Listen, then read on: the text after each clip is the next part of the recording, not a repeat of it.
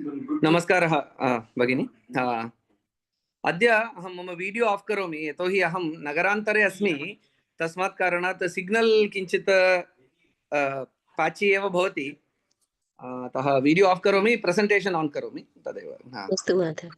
एकक्षणं presentation दृश्यते वा इति कृपया सूचयतु भगिनी।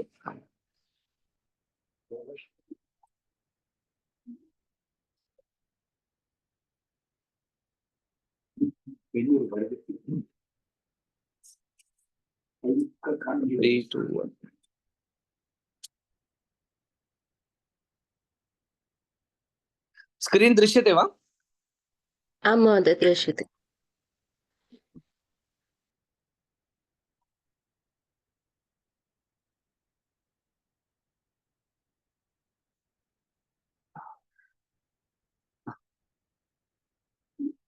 आरब्धुं शक्यते वा? कृपया महोदय। आम्। ॐ सहना भवतु, सहनौ भुनक्तु, सह वीर्यङ्करवावहै, तेजस्विनावधीतमस्तु मा विद्विषावहै। ॐ शान्ति शान्ति शान्तिः।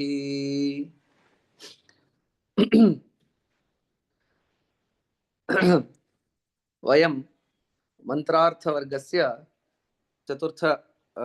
चतुर्थमन्त्रं पश्यन्तः स्मः। चतुर्थमन्त्रः अस्ति नमो वाचे इति। मम ध्वनिः श्रूयते खलु? आम्, किन्तु भवतः स्क्रीन् फ्लिप् अभवत्। स्लिप् अभवत्।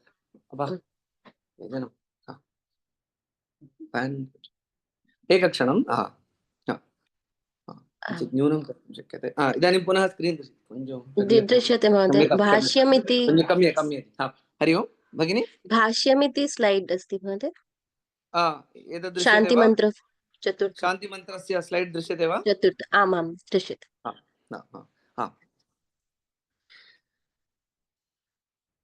नमो वाचे इति अयं मन्त्रः अद्य स्वीकर्तुं शक्यते। अद्य तस्य मन्त्रस्य चिन्तनं कुर्मः।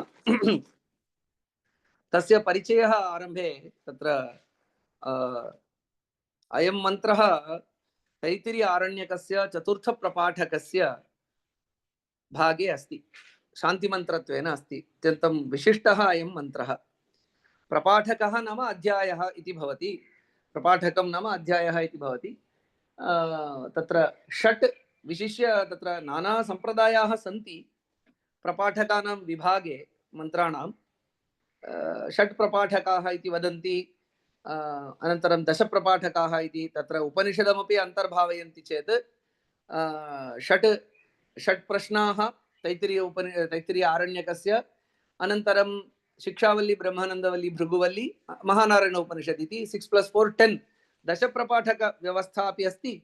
केवलं षट् प्रपाठकाः इत्यपि व्यवस्था अस्ति।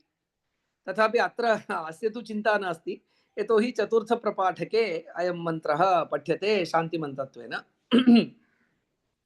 तत्र चतुर्थस्य प्रथमे अनुवाके शान्तिपाठार्थः मन्त्रः अभिधीयते। स्वाभीष्टानां देवतानां ऋषीणां च नमस्कारमाह इति। तत्र नानाविध देवतानां ऋषीणां च नमस्कारः अस्मिन् मन्त्रभागे क्रियते इति विशेषः। मन्त्रः एवमस्ति। नमो ॐ नमो वाचे याचोदिता याचानुदिता तस्यै वाचे नमो नमो वाचे नमो वाचस्पतये नमर्षिभ्यो मन्त्रकृद्भ्यो मन्त्रपतिभ्यो मामामृषयो मन्त्रकृतो मन्त्रपतयः परा दुर्माहमृषीन् मन्त्रकृतो मन्त्रपतीन् परादां वैश्वदेवीम् वाचमुद्यासगं शिवामदस्ताञ्जुष्टान् देवेभ्यः शर्म मेद्यौ शर्म पृथिवी शर्म विश्वमिदं जगत् शर्म चन्द्रश्च सूर्यश्च शर्म ब्रह्म प्रजापति भूतं वदिष्ये भुवनं वदिष्ये तेजो वदिष्ये यशो वदिष्ये तपो वदिष्ये ब्रह्म वदिष्ये सत्यं वदिष्ये तस्मा अहमिदमुपस्तरणमुपस्तृण उपस्तरणं मे प्रजायै पशूनां भूयादुपस्तरणमहं प्रजायै पशूनां भूयासम् प्राणापानौ मृत्योर्मापातं प्राणापानौ मामाह अशिष्टं मधुमनिष्ये मधुजनिष्ये मधुवक्ष्यामि मधुवदिष्यामि मधुमतीं देवेभ्यो वाचमुद्यासगं शुश्रूषेण्यां मनुष्येभ्यस्तं मा देवा अवन्तु शोभायै पितरोऽनुमदन्तु इति मन्त्रः। अन्यमन्त्रापेक्षया किञ्चित् दीर्घः एव एषः मन्त्रः। अत्र नाना भागाः सन्ति। अत्र तस्य मन्दम् अत्र समीचीनाः अर्थाः अर्थविशेषाः अस्मिन् मन्त्रे सन्ति। मन्दं तस्य अर्थम् आस्वादयामः। तत्र भाष्ये एवमस्ति, अनुष्ठेयस्य कर्मणः मन्त्राधीनत्वात् मन्त्राणाञ्च वाग्देवता शरीरस्वरूपत्वात् तस्यै देवतायै प्रथमं नमस्कारः क्रियते इति भाष्यवाक्यम्। अत्र वाक्यं तु स्पष्टमेव। नाम प्रवर्ग्यः नाम यज्ञः अस्ति, यज्ञस्य कश्चन भागः। प्रवर्ग्यभागस्य मन्त्राः चतुर्थप्रपाठके विशेषेण भवन्ति। तस्य तदेव अनुष्ठेयं कर्म। अनुष्ठेयं यत् कर्म अस्ति तद् अनुष्ठातव्यं। तत् कर्म यदस्ति, यथा वयं तत्र प्रथमप्रपाठके तैत्तिरीय आरण्यकस्य आरम्भे वयं दृष्टवन्तः। आरुणकेतुकचयनम् इत्यादि विषये वयं पूर्वं दृष्टवन्तः। एवमेव प्रवर्ग्यः इति कश्चन यज्ञाङ्गभूतः अनुष्ठानविशेषः अस्ति। तस्य विषये एव विषयविस्तारः अस्मिन् भागे चतुर्थप्रपाठके भवति। तादृशम् अनुष्ठेयं कर्म मन्त्राधीनं। नाम सर्वेपि वेदा हि यज्ञार्थम् अभिप्रवृत्ताः इति वाक्यमस्ति। तर्हि नानाविध यज्ञकर्मानुष्ठानार्थं वेदमन्त्राणां विनियोगः भवति। तर्हि वेदमन्त्राः किमर्थं सन्ति इति चेत् कर्मानुष्ठानाय सन्ति। एतदेव किञ्चित् प्रेरणात्मकम् अस्ति। वयं पूर्वमपि चर्चां कृतवन्तः। मन्त्राः किमर्थम् इति यदा वयं चिन्तयामः, मन्त्राः अस्मान् कर्मसु प्रेरयेयुः इति। मन्त्राणां जपः समीचीनविषयः एकः। मन्त्राणां जपः कर्तुं शक्यते, परन्तु मन्त्रैः प्रेरिताः सन्तः अस्माभिः कर्माणि अनुष्ठेयानि इति एकः विषयः अस्माभिः मन्दं चिन्तयितुं शक्यः। पूर्वमपि मया प्रथमकक्षायाम् उक्तम् इति स्मरामि। मन्त्राः अब्रकडब्र न सन्ति। वयं किञ्चित् वदामः मैजिकल स्पेल् भवति इति, तादृशभावना नास्त्येव। एतद् वाक्यमपि तदेव बोधयति, अनुष्ठेयस्य कर्मणः मन्त्राधीनत्वात्। तर्हि सामान्यार्थः कः? यज्ञाः करणीयाः चेत् मन्त्रप्रयोगपुरस्सरं यज्ञाः करणीयाः। तर्हि यज्ञः मन्त्राधीनः इति एकः विषयः। स च मन्त्रः वाग्रूपः। मन्त्रो नाम कः इति चेत् वाक् समूहः एव। तस्मात् वाग्देवतायै नमस्कारः आदौ क्रियते अस्मिन् शान्तिमन्त्रे इति विचारसरणिः। तत्र मया किम् उच्यते इति चेत् मन्त्रः किमर्थः इति चेत् अनुष्ठानार्थः। जपरूपं वा अनुष्ठानं भवतु, मन्त्रार्थप्रेरिताः युक्तं कर्म वयं कुर्याम इति। तस्मात् सः एकः तत्र किं वदामः बै प्रोडक्ट् चिन्तनं तदस्ति भवतु। अत्र यथा मया उक्तं, यज्ञाः सन्ति, यज्ञाः मन्त्रैः प्रेर्यन्ते, मन्त्राः तावत् वाग्रूपाः। तस्मात् वाचः नमस्कारः क्रियते इति। अत्र अन्यदपि चिन्तयितुं शक्यते। वेदानां देवता चिन्तनं कथमस्ति इति वयं पश्यामः। नाम अदृष्टशक्तिः एव काचित् देवता इति या भावना अस्ति। नाम इन्द्र वरुण कोऽपि तत्र आकाशात् पतति सः एव देवः इति एका भावना यदस्ति तदपि अस्ति वेदे, तदपि नास्ति। नाम forces of nature, forces that govern the nature, सा देवता वा चेत् अवश्यं सापि देवता। परन्तु देवता तत्त्वं तत्रैव न समाप्तम्।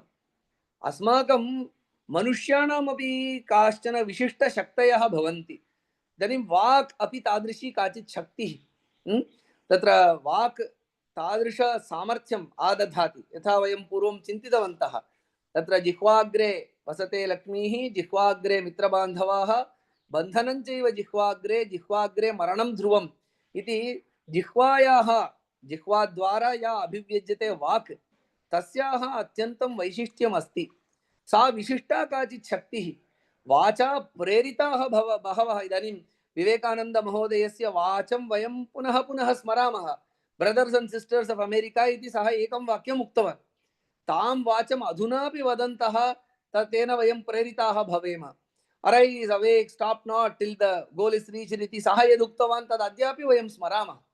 तस्मात् कारणात् वाक् मनुष्याणां तादृशी काचित् विशिष्टा शक्तिः इति वेदे वाचः देवतात्वं तत्र परिगणितमस्ति। अतः ओन्ली अनसीन एंटिटीज एव देवताः, दे रिसैड इन हेवन इति नास्ति। तदेव देवता स्वरूपस्य पूर्णं स्वरूप पूर्ण पूर्ण पूर्ण विवेचनं वेदस्य इति नास्ति। मनुष्ये अपि वाक्शक्तिः अस्ति, मेधाशक्तिः अस्ति, श्रद्धा इति काचित् शक्तिः अस्ति। सर्वा अपि तत्र देवतात्वेन परिगण्यते इति एतदपि अस्माभिः अवधातुं शक्यते, एतदपि चिन्तयितुं शक्यते। मन्त्रार्थ चिन्तनपराः वयं सो देवता स्वरूपस्य नाम अधुनातनकालस्य काः देवताः इति चेत् मन्दिरेषु विग्रहरूपेण याः सन्ति ताः एव देवताः इति अधुनातनसरणिः। परन्तु वेदचिन्तनप्रकारः कः इति चेत् याः याः विशिष्टाः शक्तयः सन्ति, नाम आदिदैविक आदिभौतिक आध्यात्मिक प्रपंचे। आदिदैविक नाम फोर्सेस ऑफ नेचर, तत्रापि विशिष्टाः शक्तयः भवन्ति, ताः देवताः। नाम वायुः वेगेन वाति, वृष्टिः महता बलेन वर्षति, पर्वतः महान् अस्ति, एवं तादृश आदिदैविक शक्तयः सन्ति, ताः देवतात्वेन प्रख्याप्यन्ते।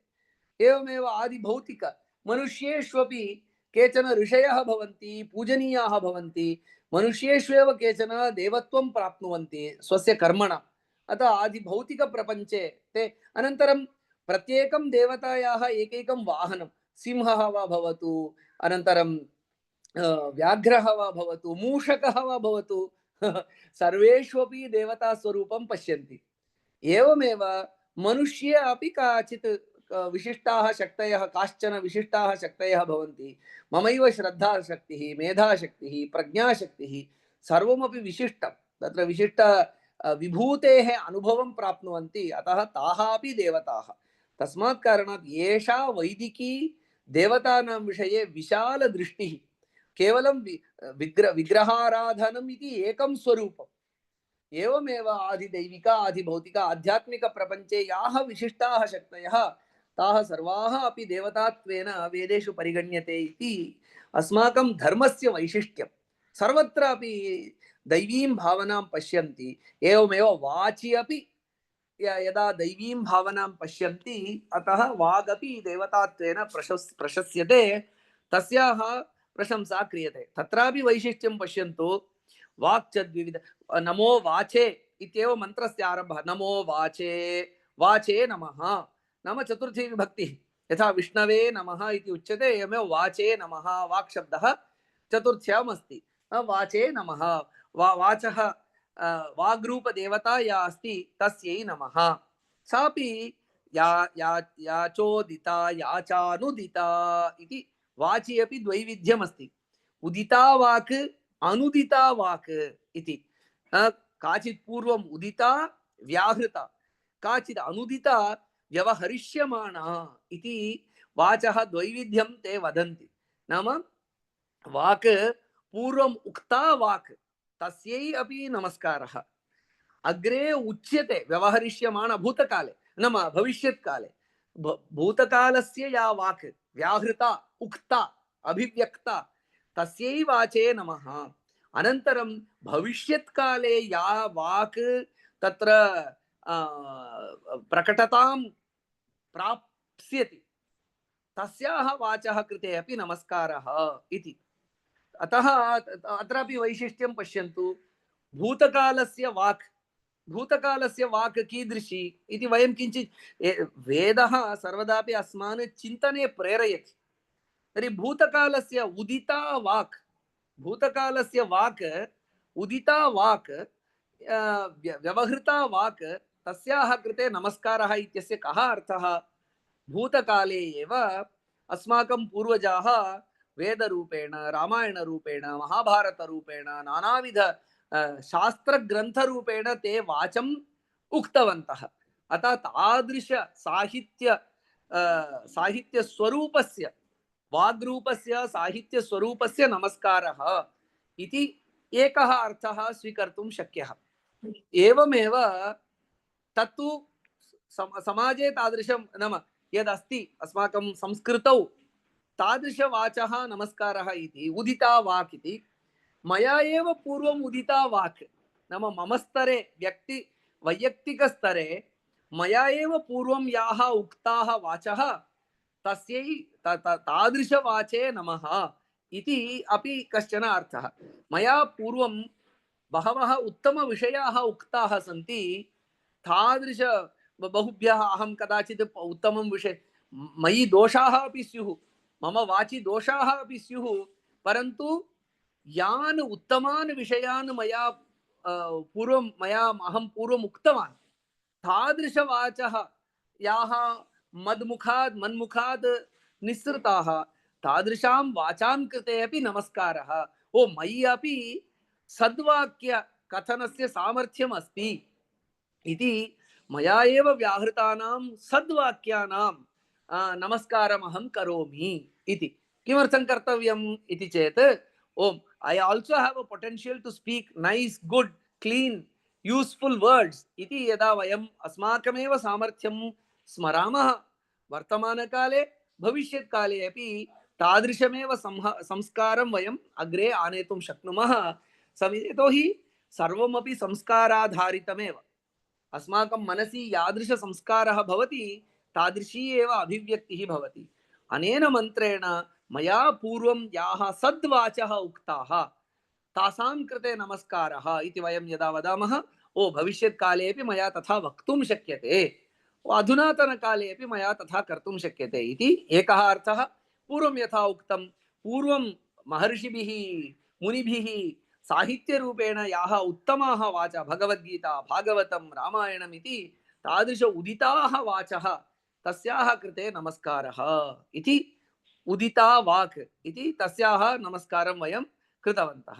एवं अनुदिता वाक् तस्यै अपि नमः इति। नाम इतः परं व्यवहारे भविष्यन्ति वाचः भविष्यत्काले। इदानीं वाचि तादृशं सामर्थ्यम् अस्ति। एकेन भूतकाले कदाचित् विवेकानन्दमहोदयः तथा वाचम् उक्तवान् इति कारणेन बहवः प्रेरिताः।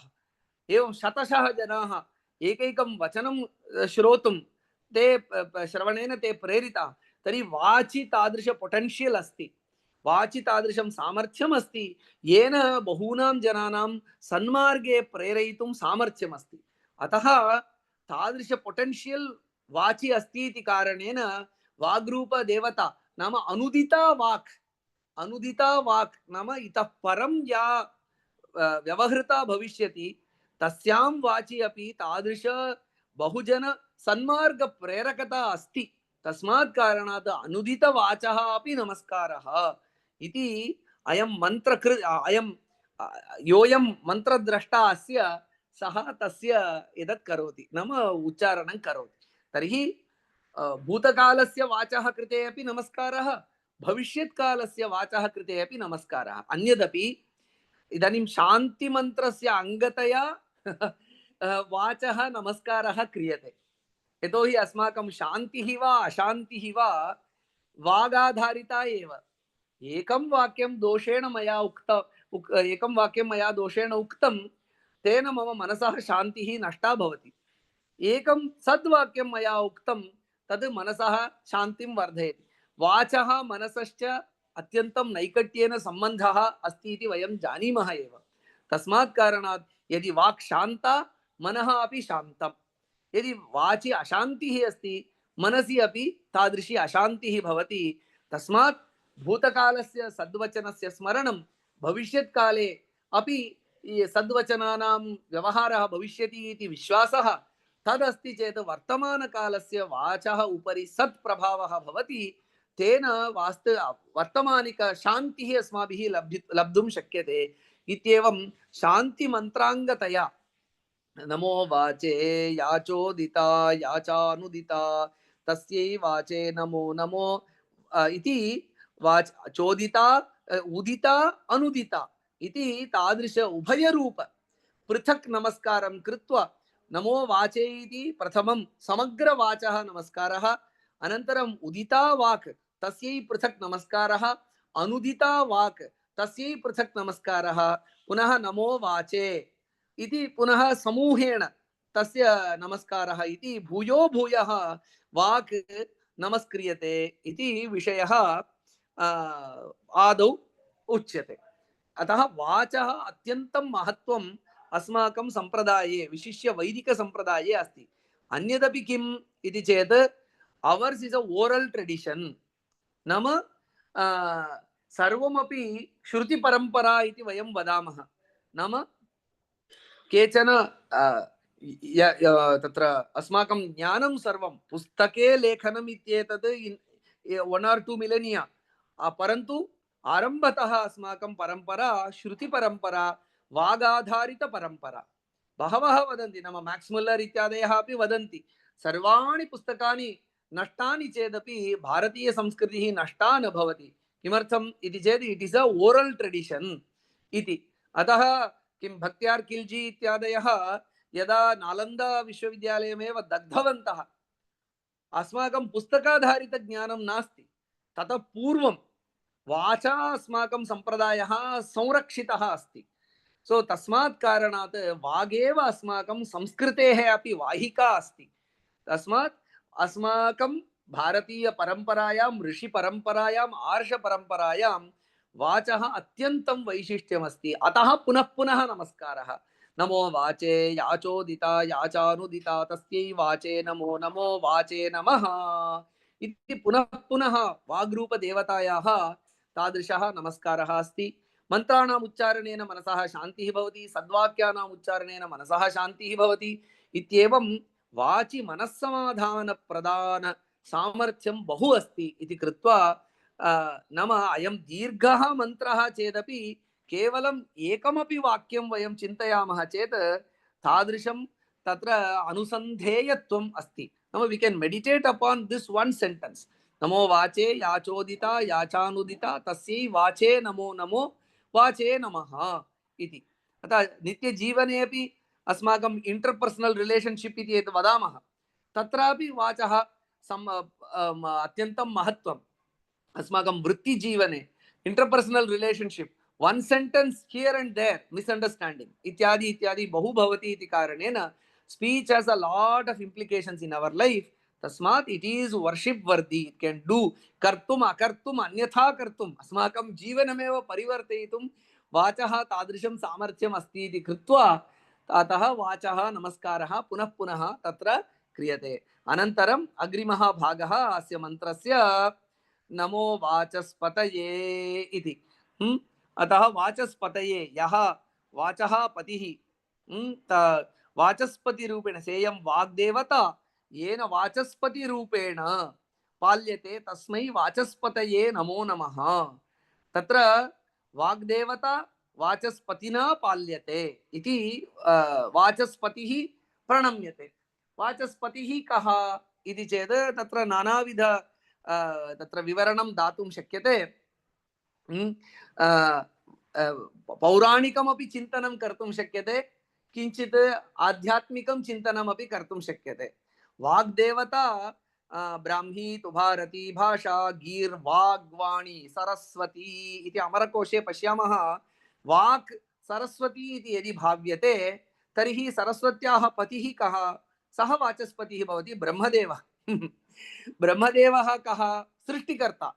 तर्हि क्रिएटिविटी इति यदस्ति, नाम वयं क्रिएटिव भवामः, तादृश क्रिएटिव इम्पल्स् भवति, तदनन्तरं नूतन शब्दानां सृष्टिं वयं कुर्मः।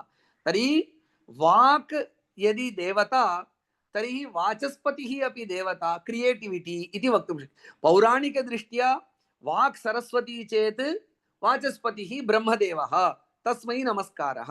तस्य तात्पर्यं यदि चिन्त्यते तर्हि वाक् नाम एक्स्प्रेस्ड् वर्ड इति चेत् behind that expression there is a thought, there is creativity. अतः वाचस्पतिः सः ब्रह्मदेवः, तादृश पवर ऑफ क्रिएटिविटी इति, power of thought, power of creativity एव वाचस्पतिः, तस्मै अपि नमस्कारः इति वेदः वदति। अन्यः अपि अत्र अर्थः अस्माभिः वक्तुं शक्यते, तदपि वेदाधारितमेव अस्माभिः चिन्तयितुं शक्यते। तैत्तिरीय उपनिषदि वाक्पतिश्चक्षुष्पतिः श्रोत्रपतिर्विज्ञानपतिः इति तत्र तैत्तिरीय उपनिषदि वाक्पतिः अथवा वाचस्पतिः कः भवति इति चेत् चैतन्यमेव, प्यूर् कान्शियस्नेस्, तदपि वाचस्पतिः इति शब्दस्य नाम वाक् यदि इन्द्रियं, वाक् यदि इन्द्रियं, इन्द्रियस्य वा मनसः वा शरीरस्य वा कस्यापि कार्यकरणं चैतन्येन विना न भवति।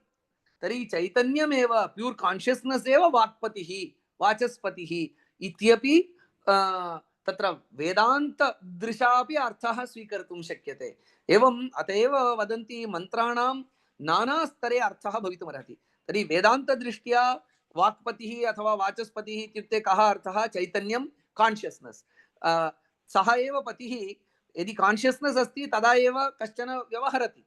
अनकॉन्शियस कश्चन पतितः अस्ति, सः वाचा व्यवहरति वा? न शक्नोति। तस्मात् कारणात् चैतन्यं यदस्ति वाचस्पतिः, तस्मै नमस्कारः इति स्पिरिचुअली ओरिएंटेड येषाम् अस्ति चिन्तनं, वेदान्ताधारितं चिन्तनम् अस्ति, सः अर्थः स्वीकर्तुं शक्यते। केषाञ्चन रिलीजियस्ली ओरिएंटेड माइंड अस्ति चेत् सरस्वती नाम काचित् देवता, सरस्वत्याः पतिः, पौराणिकचिन्तनं येषाम् अस्ति, सरस्वती नाम काचित् देवता, तस्याः पतिः ब्रह्मदेवः, तस्मै नमस्कारः इति। पुनः ये स्वशरीर संबद्धतया आध्यात्मिक चिन्तनं ये कुर्वन्ति, what are my capabilities, in that perspective यदि चिन्तनीयं, वाक् नाम काचित् मानवस्य शक्तिः, वाचः पृष्ठतः चिन्तनं, तदेव चिन्तनं, सर्जनात्मक चिन्तनं, क्रिएटिव थिंकिंग, सः वाचस्पतिः इत्येवं वाचस्पतये नमः इति यदा उच्यते, एतावन्तः अर्थाः पुनः तस्य पुनः I am not violating any frameworks in explaining this, and I am not also stretching it beyond or trying to accommodate whatever I want to say. I am not stretching it beyond the, or I am not going even against the commentary. Tasmat karana, that which goes along with the flow of expression, tadeva maya uchyamanam asti. There is no extraneous ideas which are being presented here. So वेदानाम् अर्थत्रयमपि अस्ति इत्येव तत्र अस्माकं संप्रदाये अर्थ एवं प्रथा अस्ति। तस्मात् वाचस्पति शब्दस्य एतावन्तः अर्थाः अस्माभिः वक्तुं शक्यते। उदिता वाक्, अनुदिता वाक्, केवला वाक्, वाचस्पतिः, तस्यापि नमस्कारः इति वयं चिन्तयन्तः स्मः। एका वाक् इति एकस्मिन्नेव विषये कियन्ति चिन्तनानि इति भवन्तः एतस्य मननं कर्तुं शक्नुवन्ति, तावत् गभीरतया अत्र। अतः पुनः शान्तिमन्त्राङ्गतया अस्माभिः चिन्तनीयं चेत् यदेव चिन्तनं तदेव वाचं प्रेरयति। अतः अस्माकं चिन्तनं सद्विषयकं भवतु, सात्विकं भवतु। अतः तदर्थं वाचस्पतये नमस्कारः इति शान्तिमन्त्राङ्गतया यदि चिन्तनीयं, सच्चिन्तनं मम मनसि भवतु, तेन सद्वाक् भवति, भूतकाले अभूत् भविष्यत्काले अपि भविष्यति इति। एवं तस्य अनुष्ठानस्य नाम शान्तिमन्त्राङ्गतया शान्तिं कथं ददाति इति चेत् एवं शान्तिं दातुं शक्नोति इति विचारः। अनन्तरं यथा देवता अग्रिमभाष्य तत्र अग्रिममन्त्रस्य अग्रिमः भागः अस्ति, या नमो वाचे याचोदिता याचानुदिता तस्यै वाचे नमो, नमो वाचे नमो वाचस्पतये। एतावत् पर्यन्तम् अस्माभिः चिन्तितं। नमः ऋषिभ्यो मन्त्रकृद्भ्यो मन्त्रपतिभ्यः इति अयं भागः। नमः ऋषिभ्यः मन्त्रकृद्भ्यः मन्त्रपतिभ्यः इति अयं भागः। इदानीम् अस्माभिः एषः भागः, नमः ऋषिभ्यः मन्त्रकृद्भ्यः मन्त्रपतिभ्यः इति अस्य भागस्य विषये अस्माभिः चिन्तनीयम्। सः तस्यापि भाष्याधारेणैव वयं चिन्तनं कुर्मः। यथा तत्र भाष्ये अस्ति, यथा देवता नमस्कारः तद्वत् ऋषिभ्यः अपि नमस्कारः अस्तु इति। देवतानां नमस्कारः कृतः एतावत् पर्यन्तम् अस्माभिः। नाम उदिता वाक्, अनुदिता वाक्, वाक्, वाचस्पतिः इत्येवं चतुर्विध देवतानां नमस्कारः कृतः। केवलं देवता नमस्कारेण अलं वा इति चेत् न, ऋषिभ्यः अपि नमस्कारः अस्माभिः कर्तव्यः इति। अतएव विशेषः देवतानाम् अदृश्यशक्तीनां यथा नमस्कारः क्रियते, दृष्टे जीवने ये ऋषिजीवनं यापयन्ति तेऽपि नमस्कारार्हाः इति। नाम वेदस्य पश्यन्तु, वेदस्य वैशिष्ट्यं ऋषीणां नमस्कारः इति यदा उच्यते, नाम जनाः वदन्ति खलु, ओ वेदे किमस्ति, मन्त्रः अस्ति, मन्त्रः किमर्थः, यागे नानाविध हविषां समर्पणं, केभ्यः समर्पणम्, अदृष्टशक्तीनां आहुत्यर्थं समर्पणं। केवलम् अदृष्टशक्तयः वेदे नमस्क्रियन्ते वा? न, ऋषयः ये अस्माकं पूर्वजाः, ये ज्ञानदातारः तेऽपि नमस्क्रियन्ते इति। अयमपि वेदस्य वैशिष्ट्य, इदमपि वेदस्य वैशिष्ट्यम् अस्माभिः ज्ञातव्यम् अस्ति। तस्मात् ऋषिभ्यः नमस्कारः। सो ये जनाः, नाम एतदपि अस्ति, नाम पूर्वेभ्यः ऋषिभ्यः नूतनैरुत इत्यपि अस्ति। केवलं प्राचीन कश्यप, अत्रि, अगस्त्य, पुलस्त्य इत्यादीनां प्राचीन ऋषीणां नमस्कारः वा? न न, अधुनातन, नाम पूर्वेभ्यः ऋषिभ्यः नूतनैः उत इति स्वयं वेदः वदति। प्राचीनाः अपि ऋषयः आसन्, नवीनाः नूतनाः अपि ऋषयः समुद्भवन्ति, तेभ्यः अपि नमस्कारः इति। एतदेव ह्यूमन् पोटेन्शियल् विषये वेदानां महान् विश्वासः।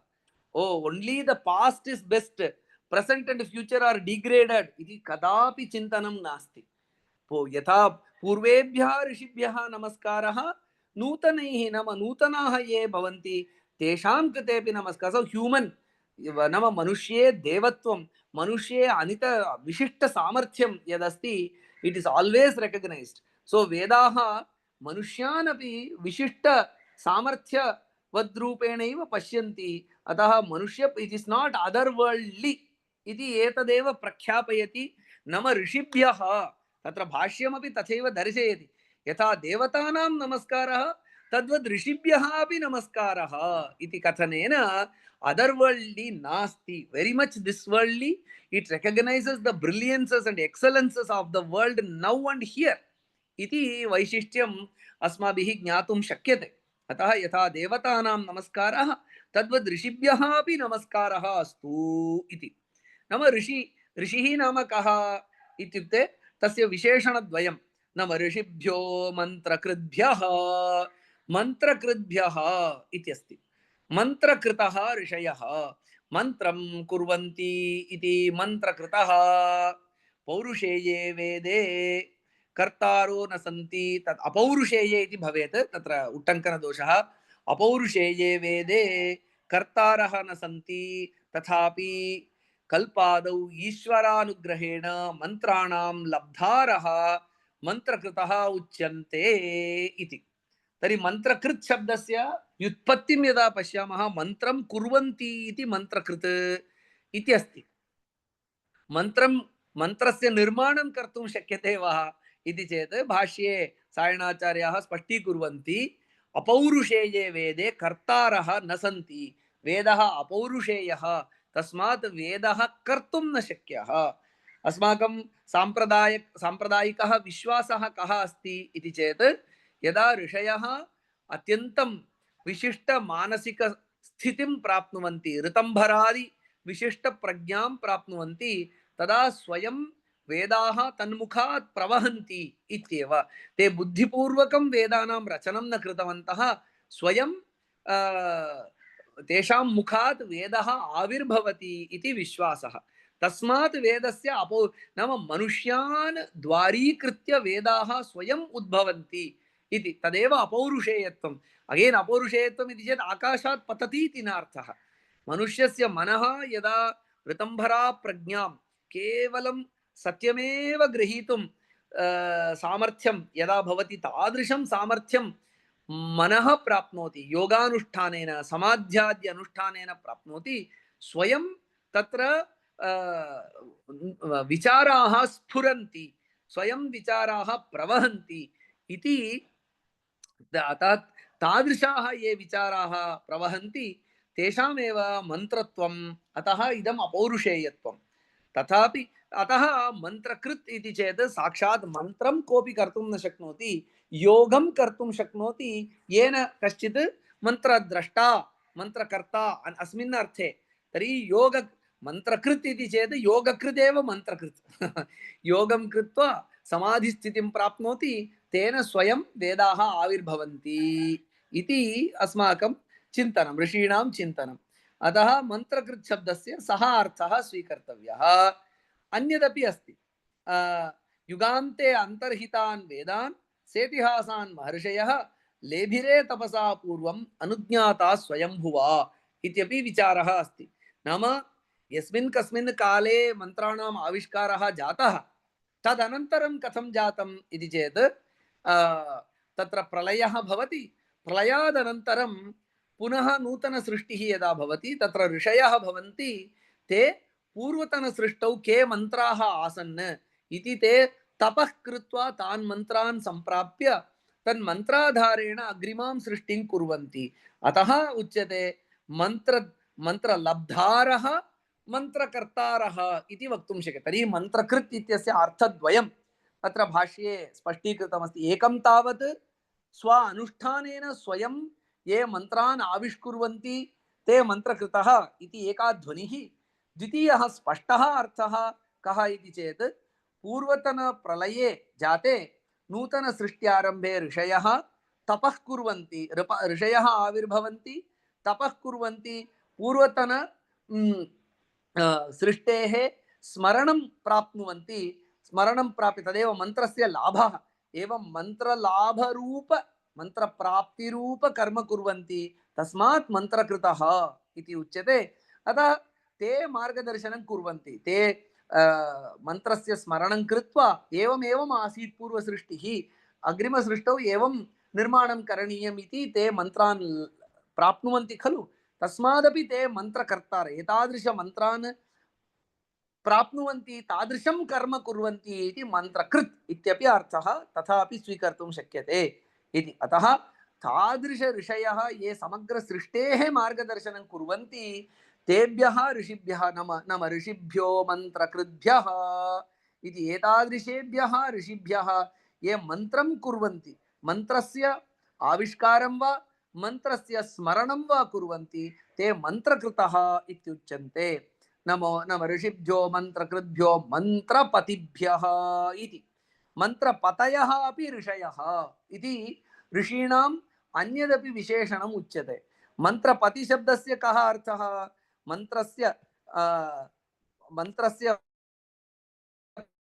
पतयः मन्त्रपतयः मन्त्रस्य पालनात् मन्त्रपतिः इति उच्यते मन्त्रस्य पालनं कथम् इति चेत् संप्रदाय प्रवृत्त्या महर्षयः मन्त्राणां पालनात् मन्त्रपतयः उच्यन्ते ऋषीणाम् अन्यदपि दायित्वं संप्रदाय प्रवृत्तिः इति एकं कार्यं कुर्वन्ति न केवलं ऋषयः मन्त्राणाम् आविष्कारं वा मन्त्राणां स्मरणं वा कुर्वन्ति मन्त्रम् अग्रिमां सन्ततिं प्राप्नुयात् इति ते प्रयत्नरताः भवन्ति संप्रदायः इत्यस्यैव कः अर्थः सम्यक् प्रयच्छन्ति स्वस्य ज्ञानं प्रदानं संप्रदानं संप्रदायः तच्छब्द दानशब्देनैव संप्रदाय शब्दोपि आगतः पूर्वपरम्परायां यदासीत् अग्रिमां सन्ततिं प्रति यदि गच्छति स एव संप्रदायः संप्रदायस्य प्रवृत्तिः यथा उत्तरोत्तर सन्ततीनां कृते मया आविष्कृतं ज्ञानं प्राप्नुयात् इति व्यवस्था अस्ति सा एव व्यवस्था संप्रदायः इत्युच्यते तत् संप्रदायं ते परिपालितवन्तः तस्मात् ते मन्त्रपतयः पालनात् पतिः मंत्राणां संप्रदायस्य पालनं ते कृतवन्तः तस्मात् ते मंत्रपतयः नाम वयं वदामः 2000 3000 5000 वर्षाणि वेदानां रक्षणं जातम् अधुनापि वयम् उच्चारयन्तः स्मः कथम् उच्चारयन्तः स्मः किञ्चित् तत्र किं मैजिक् रूपेण किमपि न जातम् अस्माकं सर्व ऋषीणाम् अस्माकं तत्र संस्कारे अस्माकं संस्कृतौ संप्रदाय परिरक्षणं तद् महता प्रयत्नेन अत्यन्तं दारिद्र्यं धनं नास्ति चेदपि कथञ्चित् शास्त्रं संरक्षणीयम् इति महता प्रयासेन अध्ययनं कृत्वा अध्यापनं कुर्वन्तः तदेव तपः तेषाम् अग्रिमसन्ततिं प्रति ज्ञानं प्राप्नोतु इति वयं भवन्तः अपि श्रुतवन्तः स्युः नागेशभट्टस्य कथां सः धनं कश्चित् काशीमहाराजः भवतः आर्थिकसाहाय्यम् आवश्यकं वा इति यदा पृच्छति आर्थिकसाहाय्यं नावश्यकम् अस्मिन् वाक्ये कश्चन सन्देहः अस्ति तस्य परिहारं करोतु इति अत्यन्तं व्याकरणपरम्परा वा वेदपरम्परा वा अन्यशास्त्रपरम्परा वा तस्य परिरक्षणार्थं ते दत्तावधानाः पूर्णतया समर्पितजीवनाः आसन् ते मन्त्रपतयः इति उच्यन्ते अतः ऋषयः मन्त्रकृतः ऋषयः मन्त्रपतयः अपि अतः पुनः अपि अत्र सिस्टमेटिकली वयं चिन्तयामः नूतनविषयाणां सृष्टिः अस्माभिः कर्तुं शक्यते तत् परम्परायां तस्य आधानं तद् अग्रिमसन्ततिं प्रति नयनं तत् अत्यन्तं महत्वम् आवहति पेरेंटिंग वयं यदा वयं चिन्तयामः पुत्रोत्पत्तिः पुत्र्याः उत्पत्तिः तु भविष्यति परन्तु तस्मिन् अपत्ये पुत्रे वा पुत्र्यां वा समीचीन संस्काराणाम् आधानम् अस्ति खलु पालकानां पेरेंट्स् यादृशं कष्टम् अनुभवन्ति तद् वयं जानीमः तर्हि एकस्मिन् पुत्रे वा पुत्र्यां वा सत्संस्काराधानार्थं सत्संप्रदाय प्रवृत्त्यर्थं पेरेंट्स् पालकाः यादृशं कष्टम् अनुभवन्ति वयं जानीमः समग्रस्य वेद साहित्यस्य तदनुष्ठान परम्परायाः तस्य संस्कृतेः च अग्रिमसन्ततिं प्रति प्रदानम् इत्येतदस्ति तद् इतोपि महत्तरं कार्यं खलु तादृशं कार्यं ते इदानीमपि वयं वेदं पठन्तः स्मः शास्त्रं पठन्तः स्मः संस्कृतम् उच्चारयन्तः स्मः तस्य के निदानभूताः इति चेत् ये सम्प्रदायं व्यवस्थापितवन्तः एवं अध्ययनक्रमः भवेत् तत्र गुरुमुखात् उच्चारणम् अनुच्चारणं भवेत् तस्य एवं परीक्षा भवेत् तत्र वेदस्यापि वयं पदपाठः क्रमपाठः जटापाठः घनपाठः इत्यादि विकृतिपाठाः भवन्ति तेषां क्रमेण यदि रक्षणं क्रियते तर्हि समीचीनं भवति तदा वेदस्य अविकृतं रूपं तत् प्राप्तुं शक्यते इति तत्सर्वं what are all the safeguards that are to be put in place so that the tradition continues in an unbroken way तद्विषये अपि एकं रिसर्च एव कर्तुं शक्यते I mean what were the safeguards what were the systems what were the mechanisms that were evolved by the rishis to ensure that the knowledge flowed from one generation to the other come what may there may be internal difficulties external innovations etc evam satyapi there may be some damage loss but still the knowledge continues so katham te jnanam what were the firewalls that were put in what were the antivirus software that were put in to protect all these traditions tatah tad mantra pati shabdena tatha uchyate atah tadvishe eva mahad adhyanam kartum shakyate now one civilization that has survived the onslaught and the human weaknesses from within and we are still teaching yoga ayurveda vedaha vedanta to the entire world so the knowledge is live and kicking even now relevant even now तादृश ज्ञानं कथं परिरक्षितं काः व्यवस्थाः कल्पिताः इति अपि अस्माभिः चिन्तयितुं शक्यते एतत् सर्वं मन्त्रपतिशब्देन अस्माभिः तत्र मननं कर्तुं शक्यते केचन यदि अध्ययन आसक्ताः तर्हि एतद् विषये एव protection of knowledge and passing it on to the next generation सर्वत्र इदानीं किं कुर्वन्ति एक्सटर्नल रिट्रीवल मेकानिजम मध्ये स्थापयित्वा tat protect kurvanti and so on and so forth. Parantu when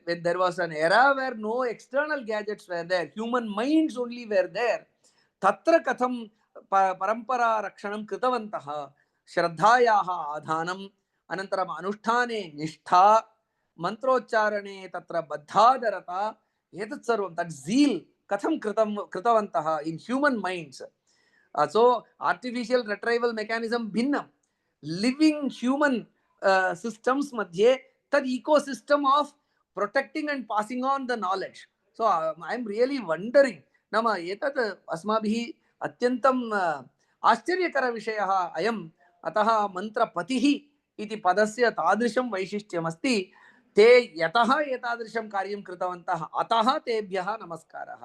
ये मंत्रस्य मंत्राणां वा वेदस्य वा एतादृश परम्परायाः च वाग्रूपेण ते संरक्षणं कृतवन्तः ते सर्वेपि ऋषयः.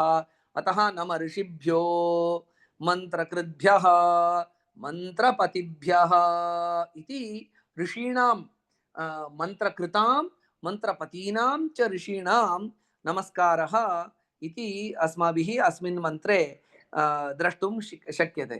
पुनः मां ऋषयो मंत्रकृतो मंत्रपतयः परादुः इति मंत्रभागः. अग्रिम मां ऋषयः मंत्रकृतः मंत्रपतयः परादुः माहं ऋषीन् मंत्रकृतो मंत्रपतीन् परादाम् इति अग्रिमः मंत्रभागः. तस्मिन् किम् उच्यते इति चेत् एतादृशाः एते ऋषयः मंत्रकृतः मंत्रपतयः ते मां मा परादुः.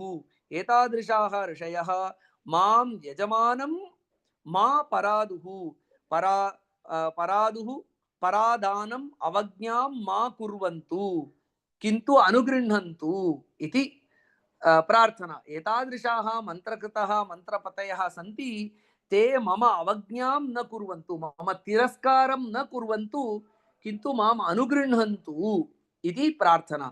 तादृशमेव मंत्रकृत्वं तादृशमेव मंत्रपतित्वं ममापि भवतु इति तथा ते ममापि तादृश आर्षम् अनुग्रहं कुर्वन्तु. ऋषीणां यत् कार्यं नूतन मंत्राणाम् आविष्कारः अनन्तरम् आविष्कृतानां मंत्राणां संप्रदाये व्यवस्थापनम् इति यत् कर्म तादृशं कर्म ममापि भवतु इति अनुगृह्णन्तु.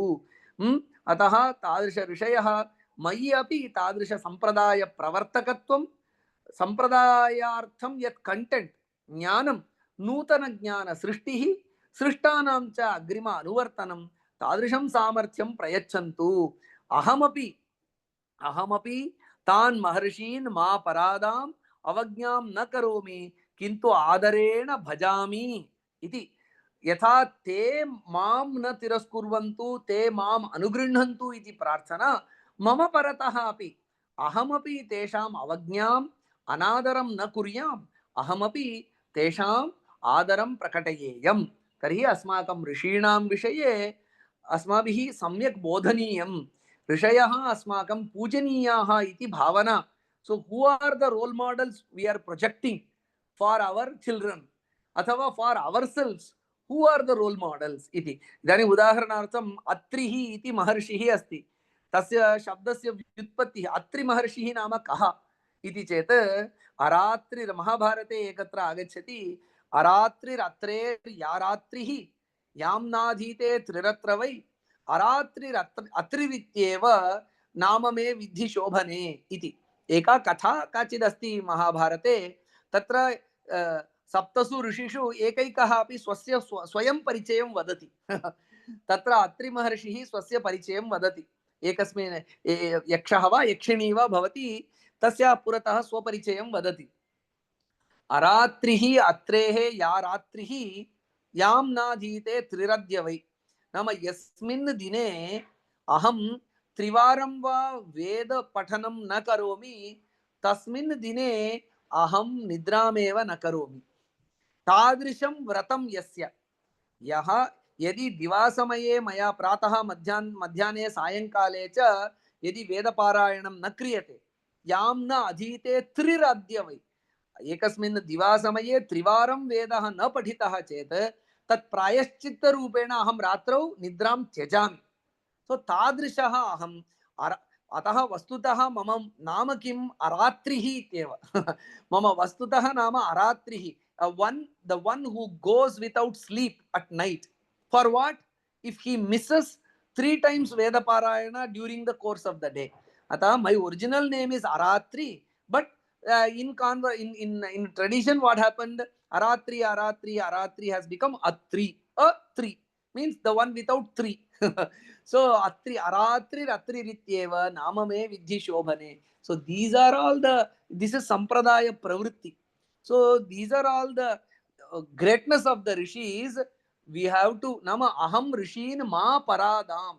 Let me not disregard the rishis. Let me know the great contribution to the rishis, the dedication of the rishis in protection and perpetuation of the knowledge. Ityapi sankalpam karoti. Oh God, bless me. Iti yatha prichamaha. Vayam oh divinities, give me that shraddha in you. Ityapi prichati. Atha bhakti or kind of the relationship between bhakta and Bhagavan is not one way. Only I can only receive blessings. Itina. I should also show my respect. I should also show my regard. I should also show my reverence to the divinity. So Rishayaha ma paraduhu. Rishin aham ma paradam. Iti ubhayatha. It's a two-way relationship. Tada eva bhaktihi purna bhavati. इति अत्र बहु स्पष्टीकृतम् अस्ति। अतः अत्र अहं मा परादाम् इत्यत्र ये ऋषयः आसन्, अरात्रिः अत्रिः इत्यस्य एकस्य अहं विवरणं कृतवान्। एकैकोऽपि ऋषिः सम्प्रदाये स्वस्य त्यागार्थं ज्ञातः अस्ति। विश्वामित्रस्यापि उदाहरणं वयं स्वीकुर्मः। विश्वमेव यस्य मित्रं, यः कोऽपि तस्य साहाय्यं पृच्छति सः करोत्येव। त्रिशङ्कुः आगतवान्, मां सशरीरं स्वर्गं प्रति प्रेषयतु इति त्रिशङ्कुः आगतवान्। तस्य विषये अस्य अत्यन्तं श्रद्धा भूत्, तस्मात् सः त्रिशङ्कुमपि तत्र प्रेषितवान् इति। ये अनन्तरं शुनश्शेपः आगतवान्, तस्यापि एतम् अनुगृहीतवान् विश्वामित्रः। अतः येषां तत्र कष्टमस्ति तस्य सर्वस्यापि कष्टनिवारणं कृतवान् विश्वामित्रः ऋषिः, वसिष्ठः, एवम् एकैकस्यापि ऋषेः तादृशम् अस्ति। अतः अहं ऋषीन् मा परादाम्, अतः ऋषीणाम् अहम् अवज्ञां तिरस्कारं न कुर्याम् इति। तदर्थं किं करणीयं? ऋषीणां विषये अस्माभिः अधीत्य अवगन्तव्यम्। अत एव ते ऋषयः उन्नतस्तरे स्थापिताः। तादृशाः ऋषयः अस्मान् प्रेरयेयुः। ते ऋषयः अस्मान् अनुगृह्णीयुः। वयं तेषां ऋषीणां विषये अध्ययनं कुर्याम इति अस्माकं प्रार्थना। इतोपि सः मन्त्रः अनुवर्तते। सो अद्य एतावत् वयं दृष्टवन्तः। नमो वाचे या चोदिता या चानुदिता तस्यै वाचे नमो नमः। वाचे नमो वाचस्पतये नमः। नम ऋषिभ्यः मन्त्रकृद्भ्यः मन्त्रपतिभ्यः। मां ऋषयः मन्त्रकृतः मन्त्रपतयः परादुः। माहं ऋषीन् मन्त्रकृतः मन्त्रपतीन् परादाम् इति एतावत्पर्यन्तं वयम् अद्य दृष्टवन्तः। अत्र मन्त्रभागस्य चर्चाभागस्य च नाम चिन्तनस्य समाप्तिं कुर्मः। यः कोऽपि प्रश्नः अस्ति, प्रश्नस्य विषये चिन्तनं कर्तुं शक्नुमः।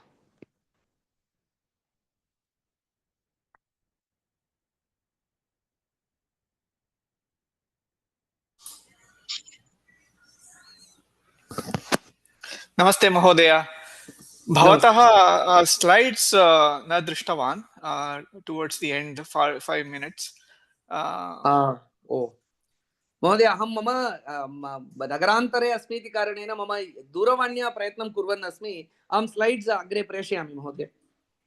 धन्यवादः। Due to the change in the gadget समस्या अस्ति, अहं स्लैड्स् अहं प्रेषयामि।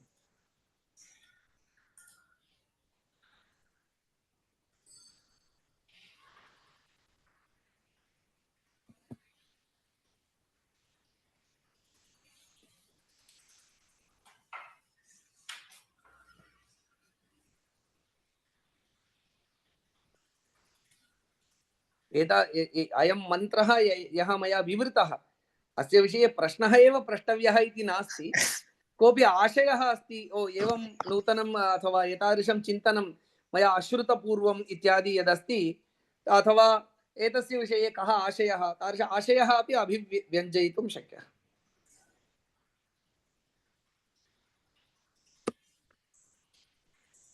बहवः आशयाः सन्ति, परन्तु महोदय is like drinking from fire hose. Drinking from fire hose इत्युक्ते किं महोदय? You are giving so much knowledge to assimilate all that. It's अतः सर्वं भाष्यानुगृहीतमेव वदामि, अतः चिन्तयामि तद्वैशिष्ट्यम् अस्माकं परम्परायाः वैशिष्ट्यम् इति वक्तव्यम्। आं महोदय।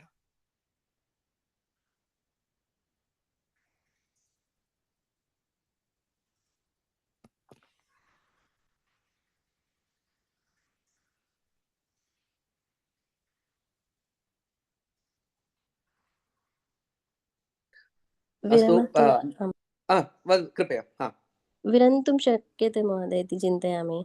समापयितुं शक्यते वा? अस्तु, तर्हि शान्तिमन्त्रेण नाम समर्पणमन्त्रेण समापयामः। कायेन वाचा मनसेन्द्रियैर्वा बुद्ध्यात्मना वा प्रकृते स्वभावात् करोमि यद्यत् सकलं परस्मै नारायणायेति समर्पयामि। सर्वं श्रीकृष्णार्पणमस्तु। धन्यवादः। नमो नमः। नैके धन्यवादः महोदय। धन्यवादः। धन्यवादः महोदय। नमो नमः। नमो नमः। धन्यवादः। धन्यवादः महोदय। धन्यवादः।